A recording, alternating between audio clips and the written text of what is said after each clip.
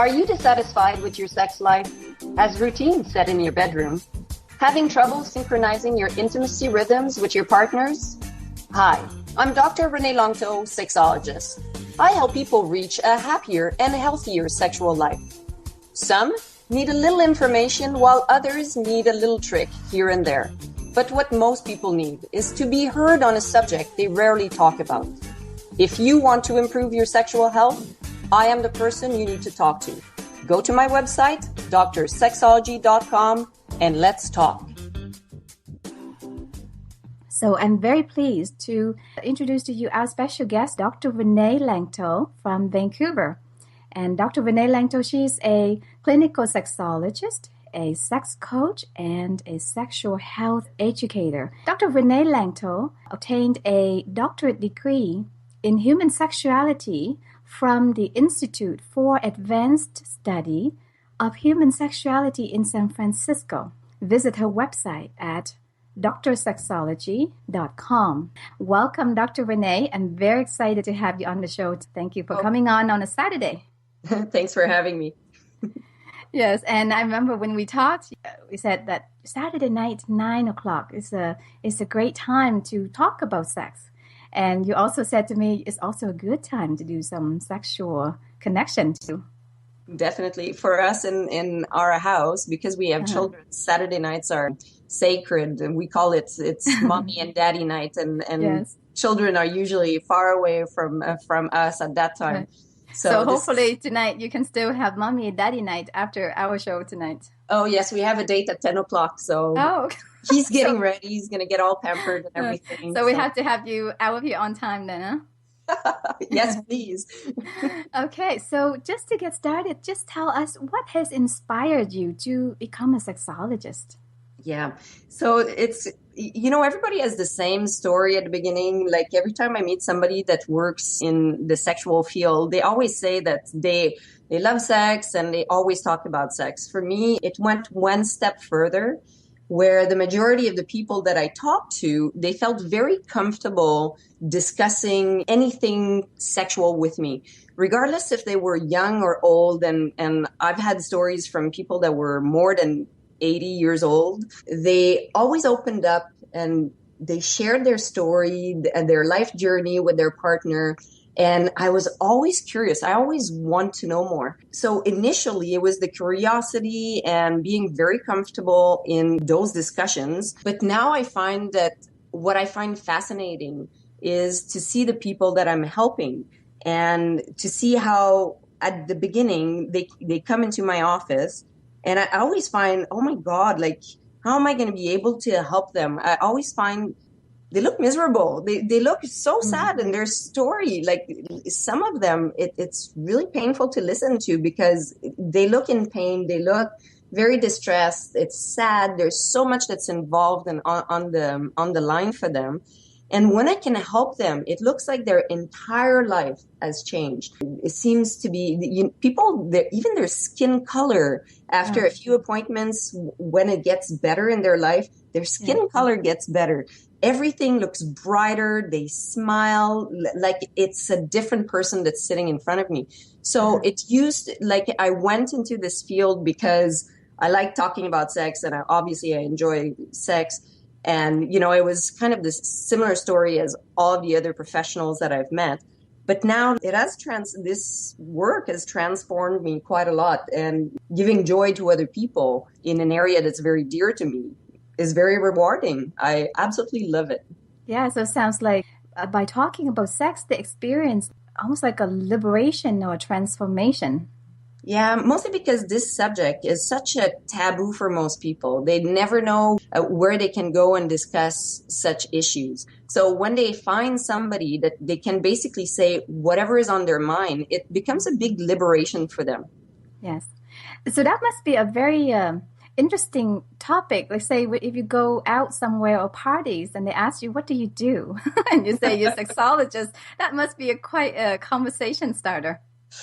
You know what? It goes both ways. It can start the conversation or it can kill the conversation. I've had some people that thought I was the most intimidating person because they thought I could read through them. And I'm like, oh my God, please don't do this. I'm the easiest person to talk to. Depending on the crowd, it starts or it kills the conversation. Yeah. So I have a few questions from listeners. Yes, please. So I like to start with those questions first, and then questions that I think of my own, as a therapist. So the first question is, this woman, she finds it when her husband or partner kisses her breast or nipples, she gets very ticklish. What's your suggestion? So I've dealt with people that are ticklish in a very particular way. I read a book once that I thought was very, very interesting. And the person was talking about you start being ticklish when you're young and you have brothers and sisters and they pin you down on the floor and you're completely powerless. And their touch becomes almost of an attack. Your body's reaction is a protection mechanism. So what you have in the future, you continue being ticklish, but in very specific circumstances, when the touch is sexual, your body is trying to protect itself against something. And sometimes it's very subconscious. You don't even know why your body's protecting itself, but you giggle, you can't control it, and it kind of kills the mood. The person that's trying to turn you on gets very irritable because now you're not reacting to their sexual touch. You're not getting aroused. And they're probably pulling away as well, right? Exactly. So what you need to do is both partners need to sit down face to face and they need to build a contract. I'm very strong on building contracts between partners. And this is a place where the person is going to say, I promise you, when I touch you, I will not touch you to tickle you. So the person that has the tickling problem is going to trust their partner. The trust is very important because if you breach that trust, then the contract has been nullified. And every time that your partner is going to try to touch you, you're going to have that same protection mechanism where you're going to start giggling and it's not going to go anywhere. So the contract is crucial to this. You're not going to break that contract under any circumstances, and you're going to build a big trust in between the two partners. Now, the first person, the partner that is going to do the touching is going to start touching somewhere else. So I'm going to touch your thigh, but they're going to explain as well to their partner what they're doing. So they're going to say, okay, honey, I'm about to put my hand on your thigh. And I'm not going to move my hand. I'm just going to touch it. The husband puts his hand on the wife's thigh and she reacts to it or not, but she learns to control with his touch, with him touching her. Okay? So after she says, yeah, okay, I have no problem with this. He's going to say, okay, now I'm going to start rubbing your thigh. And then she gives permission to her husband to start moving gently back and forth. Once she feels comfortable with that type of touch, he's going to say, okay, honey, I'm going to start touching your shoulder. So he puts his hand on her shoulder. She controls her emotion. She senses this. She feels that there is no threat. And she goes, okay, no problem. I'm comfortable with you touching my shoulder. And then you move closer and closer to the places where she feels ticklish when he touches her. So what all of these steps are doing is giving power to the person that felt powerless with the touch before. And she's also learning to trust her partner that in all of those, every time he's going to approach her, it's not to have power over her. It's always in a way that's very respectful. And she's the one that has the power to say, no, please, you cannot do that. When you do that, you take away the ticklishness sensation of the person and they become more in power of receiving the touch without feeling like they're losing control. Mm-hmm. This works when a contract is not broken, when the two partners are trusting one another, and it just takes a few sessions, and after that, ticklishness actually disappears. Now, during the actual kissing, like yes. Say if she's still ticklish, is that sort of like something that will be over in a few seconds too? It depends. Like that automatic response, right? Yes. I think if you do it gradually, then it does disappear. Now she can ask to have kisses that put a little bit more pressure. Sometimes just a very, very, very gentle brushing of the lips on the nipples could create a little bit more ticklish. Yeah, of a tickle.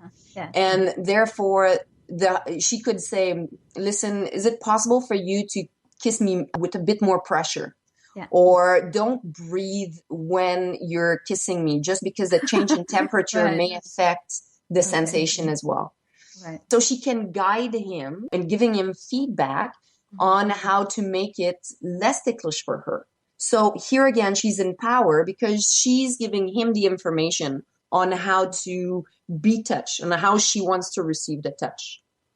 And I would imagine an experience like this would be quite so important for the intimacy too, right? Kind of like a team working out together and sharing and being vulnerable and being able to share what you need in that interaction, in that experience. Yes, it brings people closer together. Any of those exercises that the couple will focus one-on-one. At the beginning, people like the couples coming to any sessions, they're they don't know what to expect. And a lot of the homework that I send them home with, it's partner building, relationship building. It's a lot of getting to know your partner more than, sometimes you've been with your partner for 20 years and you've never done little things like this. You've never had specific conversations. So you think you know somebody inside and out, but you've really stopped learning a while back because you're always doing the same thing over and over again. I recommend going out and asking like specialists when there's a little problem, because if you go right from the beginning, then you nip the problem in the bum right from the start, and you don't let it get too big. And then a related question is this from another woman. So she said that when her partner, when her body is being caressed or touched or kissed, she feels very uncomfortable. She said this perhaps, might be related to her past sexual trauma, but she's really uncomfortable being touched and caressed and kissed, and she'd like to be able to enjoy that. Yes, and that's a good one. Sexologists are not therapists, and the difference is that a sexologist does not have a psychology background. So because they don't have a psychology background, we don't deal with rape or sexual abuse. Mm-hmm. So for this person, I definitely recommend that she goes to see somebody that has a psychology background. And if they say they're a sex therapist, they need to not just have an interest in sexology, they need to specialize in it.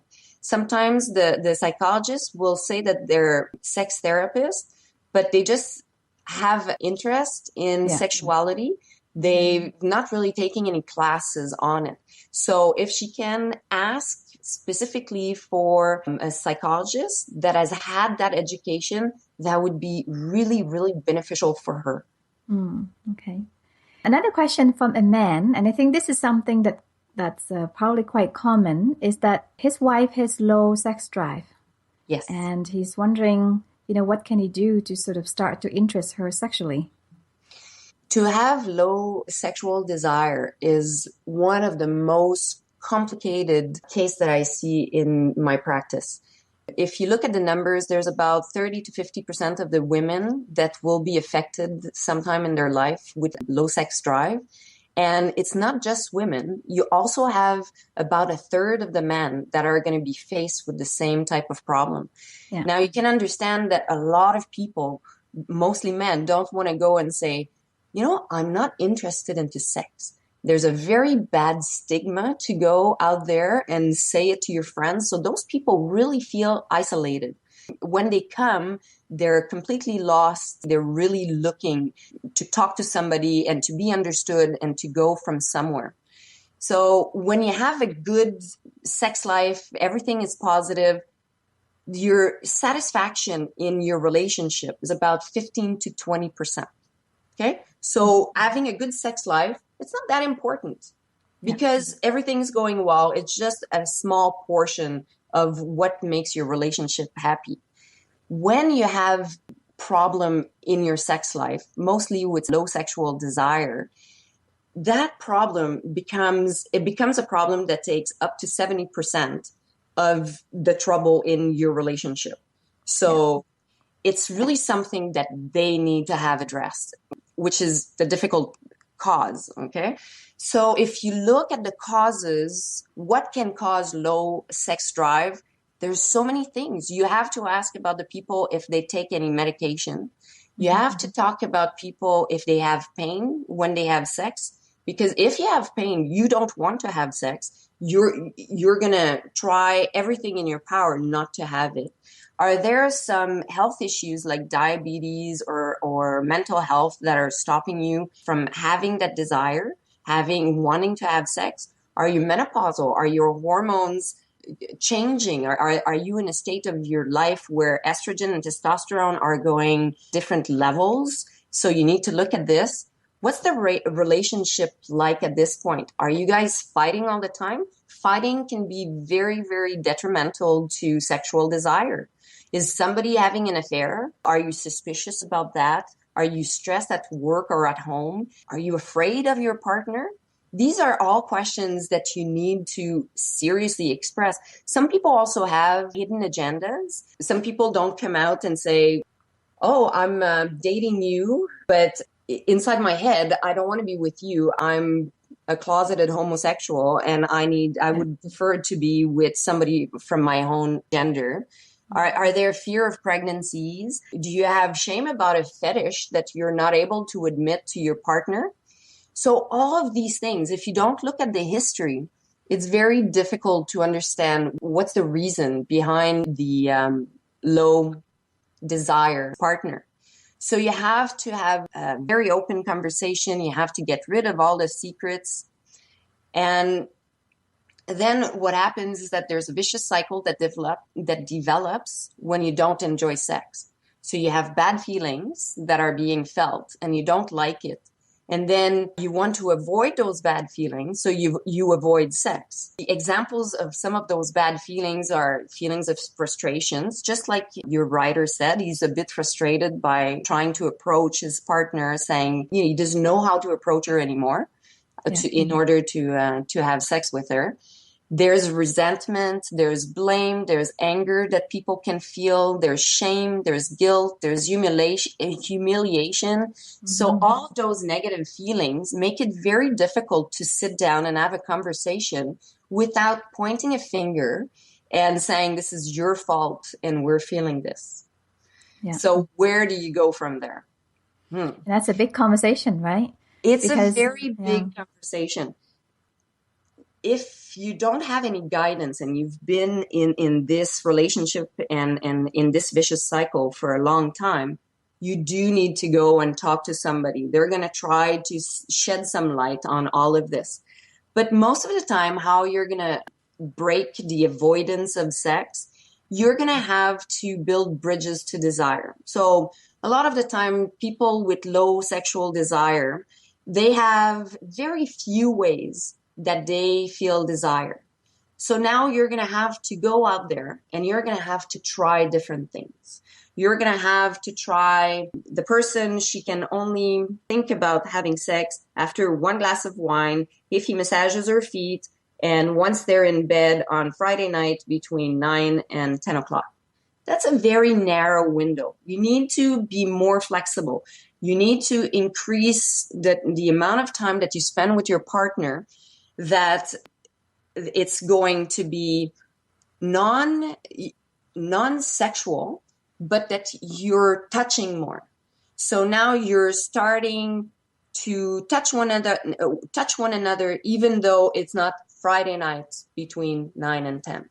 So now we're going to talk about sexualities, and we're going to talk about what about your fantasies. We're going to bring sex into our conversations as well, not just under the covers in the dark. We're going to start touching more, like I said, but non-demand pleasuring. What happens when you've been in a long-term relationship is that you start touching one person, and as soon as your partner touches you, that means they want sex. That means, oh my God.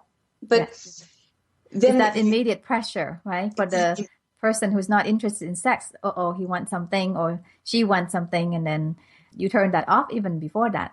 Exactly. That so now you're going to say you're going to touch, and it's not going to end up in sex. And that's a big relief for a lot of people. And what's really good about this is that when you touch somebody, you release oxytocin. Yes. And oxytocin is a bonding hormone. You feel that you're more connected with your partner. So anytime that you have a chance to touch your partner, the partner is doing the dishes, you pass behind them, you give them a hug, you give them a shoulder rub, you walk in the street, you walk hand in hand, make sure there's skin contact as much as possible. Then at the end of the day, the other touch that's going to be, hey, would you like to come and kiss in the bedroom? Then that's a welcome touch. Yeah. But if the only time that you touch is like to say, hey, do you want to have sex now? That's kind of a big turn off for most women. It needs to be more romanticized a little bit, and kind of leading up to it. Yes, you need to. It's not because you've been married for 20 years that you stop being a romantic, that it's like, oh, well, you're here. Why don't we just go and fool around? So you need to use your imagination at every step of the way. And it's a lot of work, but it's the best work in the world. So you need to add technique. You need to create different erotic scenarios. You need to basically get out of the stagnancy of the sex life that you've built so far. And hopefully this is going to increase your sexual desire. Yeah, so it's a constant work, and yet the work will really pay off. True. But having said that, you also need to have realistic expectations. So when you have low sexual desire, sometimes it's because you don't have high satisfaction with your sexual life. So a lot of people think that every time they're going to have sex, it's going to be a spectacular experience. Actually, there's about 15% of sex in a normal relationship that ends up in failure. Yeah. And sometimes the people fight about it, but the best approach would be, oh, don't worry about it. Next time, we'll do it better than this. So not bringing negative emotions into this, not putting blame on a person, just going like, oh, we missed this one. Let's try again. Practice makes perfect. Next time, I bet you we're going to be a lot better at it. Yeah, and that would take off a lot of pressure, I think, for both parties, right? Not having that pressure to perform and to make great, passionate sex all the time. Because sometimes, like you said, it could be really exciting and passionate and good. And then sometimes just medium, and sometimes it's just darn lousy. True. But having said that, you need to have respect and trust in between the partner.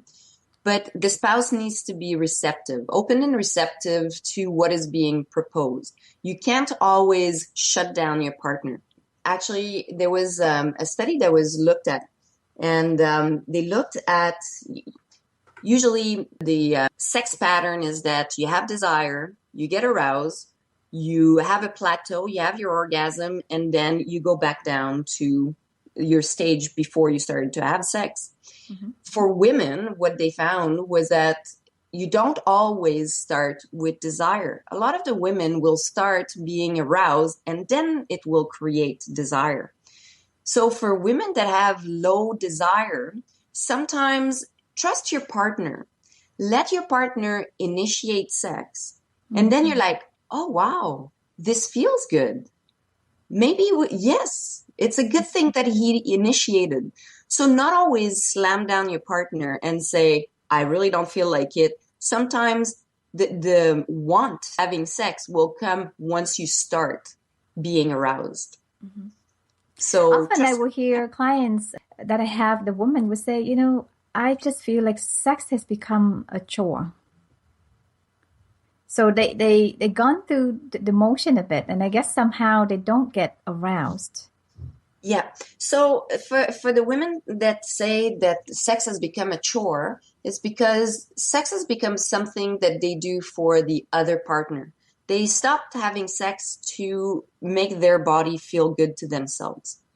So at one point, there's always one person that wants to have sex more than the other. So usually the person that has a higher sex drive will come and bother the person with the lower sex drive. And what needs to be done in circumstances like this is that the high sex drive person needs to wait a little bit. And then the person with the low sex drive needs to initiate sex. Because then it's going to be when she feels strong enough, when she feels like, yeah, that's something that I want to do right now. It's not something that's being imposed by the person with the high sex drive. So when that happens, when the low sex drive person initiates, then they take control of the situation and they actually feel like they want to have sex more. It's not, I'm going to do it for the other person. They do it for themselves.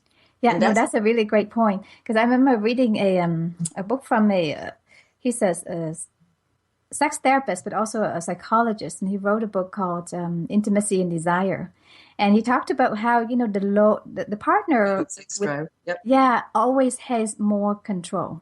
Yeah. Because they decide when, how, what to do in lovemaking. Yeah, and so you said if the person with a high sex drive can wait a little bit, and I guess that's the trick because they're afraid, what if I wait forever? True. So, but then in your relationship, like I said, there's a lot of people that use sex as a weapon. Yeah. And if you have a low sex drive and you're just keeping sex to punish your partner, then you need to work on the trust and the respect in the relationship. I'm talking about a relationship where both people are in it because they want the relationship to grow, not because they want to kill it. So trust and respect. You're in there not just for your partner, you're in there for yourself as well, and you want this to work.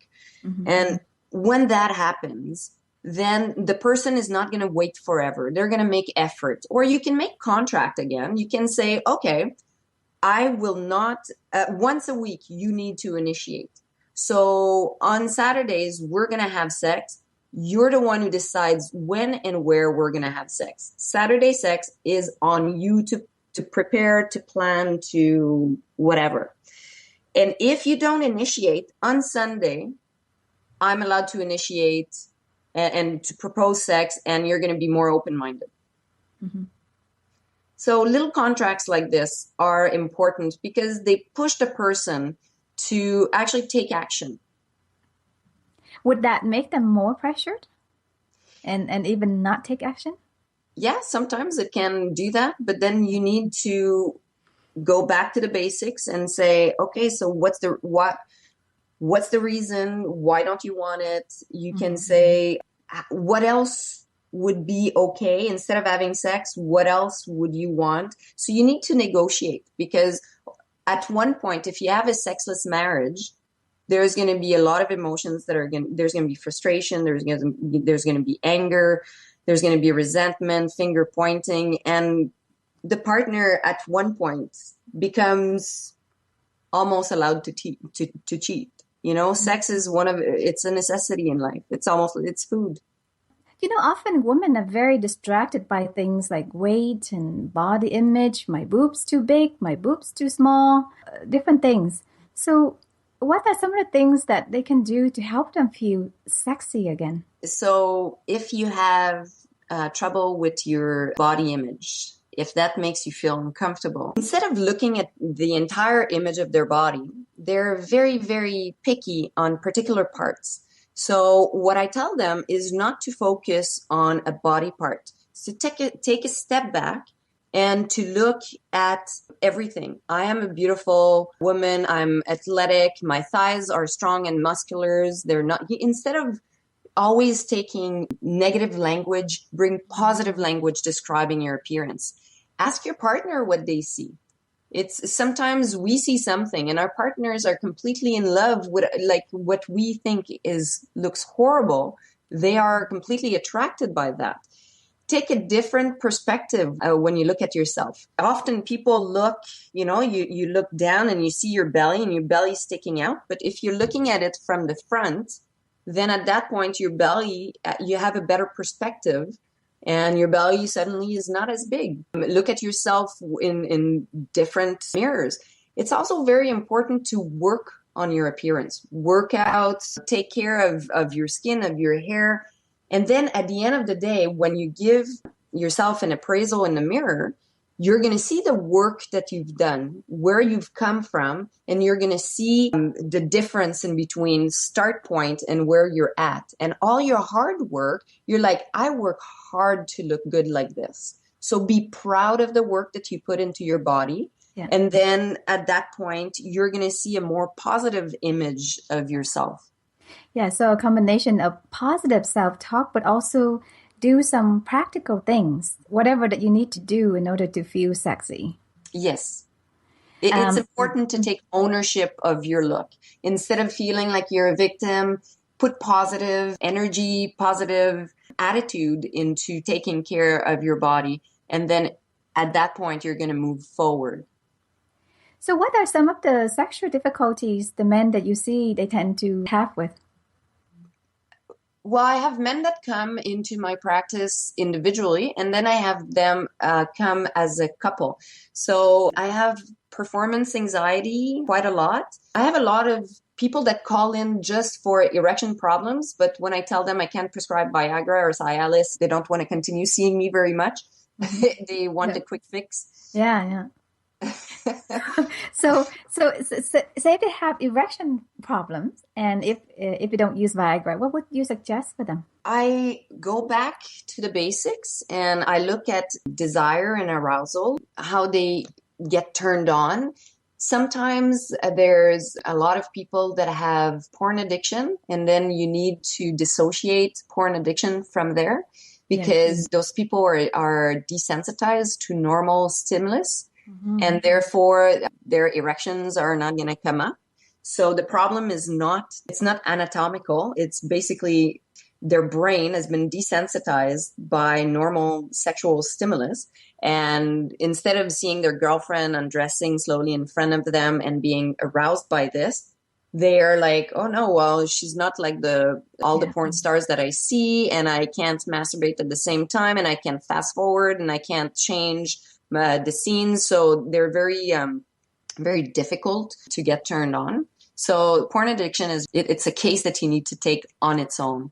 But guys that have problems with erection, sometimes it's because the pump doesn't work because there's hypertension, diabetes, elevated cholesterol, and all of these clog up the arteries or harden the arteries that are inside the penis. And then the erections don't work as well. Somebody that smokes is going to have more difficulty with strong erections as they get older and as they continue smoking. Mm-hmm. So for a man to respect his body is extremely important because it's going to affect the plumbing, definitely.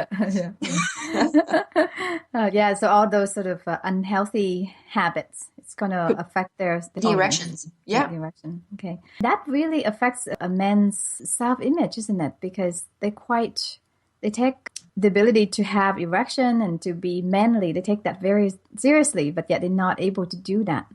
That's true. Actually, I teach my male clients when they come in my office, I teach them to behave in a more well-rounded way when they approach sexuality.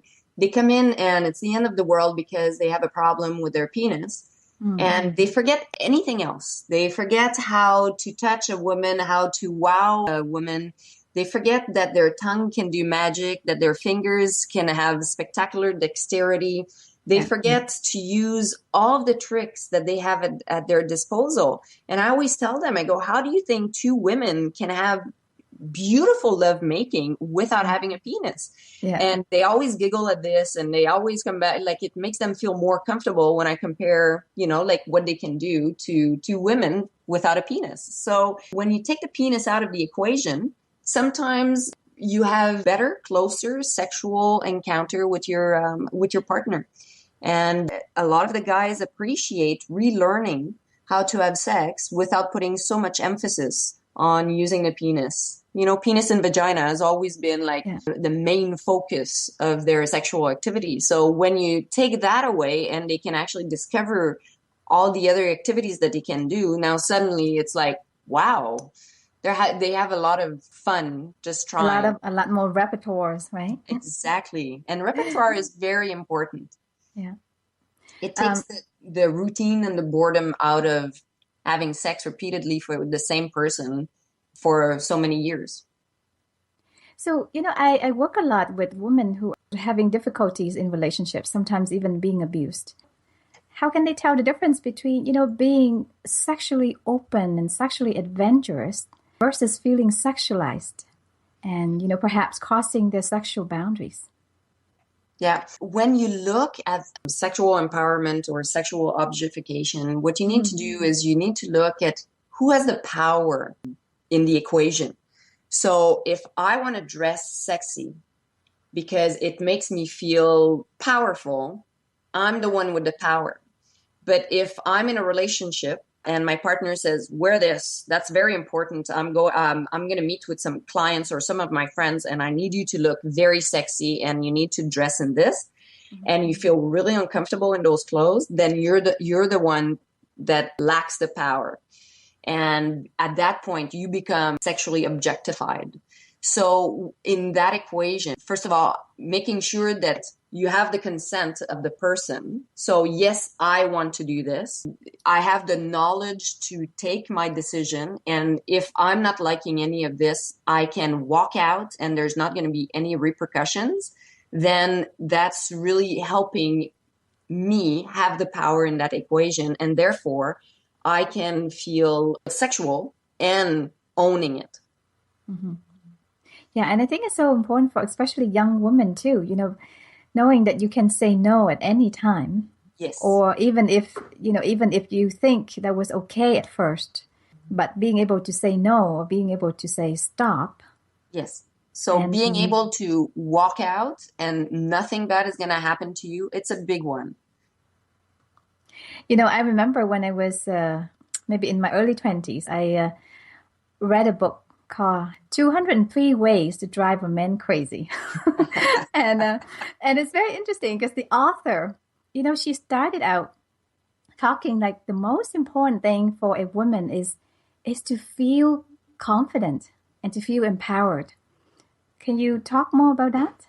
Rather than, the actual techniques or all the techniques you have to know, but the most important thing to start with, the basic, is to feel confident and to enjoy sex yourself as a woman or as a man even.